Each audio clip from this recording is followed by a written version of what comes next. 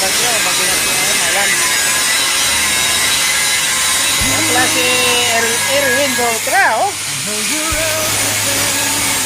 So, maganda nga po sa inyo lahat yan, mga idol. Si MC, ito si Erwin, napakasipag nga tao.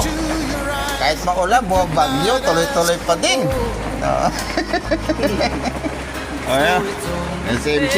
Yan si MC, ayan, mahusay yan.